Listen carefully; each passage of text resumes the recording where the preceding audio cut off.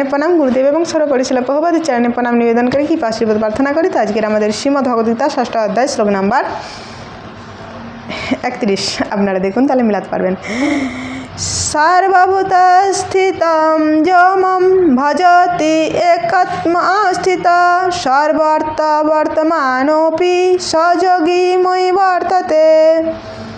অনুবাদ: যে যোগী সর্বভূতস্থিত পরমাত্মা রূপে আমাকে জেনে আমার ভজনা করেন, তিনি সর্ব অবস্থাতেই আমাতে অবস্থান করেন। তো এর আগের শ্লোকে ভগবান বললেন যে যোগী বা ভক্ত সর্বত্র আমাকে দর্শন করেন, আর আমিও তাকে দর্শন করি।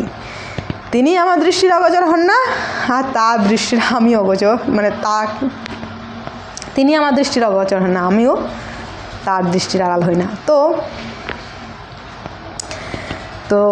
যিনি সর্বত্র দর্শন করে তার যোগ অভ্যাস সফল হয়ে যায়।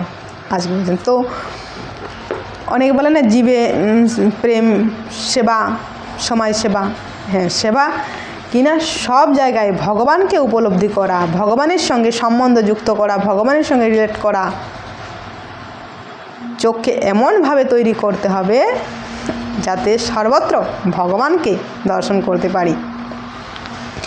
সর্বত্র কৃষ্ণের রূপ করে ঝলমল, যার সর্বত্র কৃষ্ণের রূপ করে ঝলমল, যা দেখি বারে পারে যার আখি নির্মল, যার আখি নির্মল সেই দেখতে পারবে। তো সেইভাবে চোখকে তৈরি করতে হবে, নিজেদেরকে তৈরি করতে হবে, তাহলে ভগবানকে সর্বত্র দেখতে পারবেন।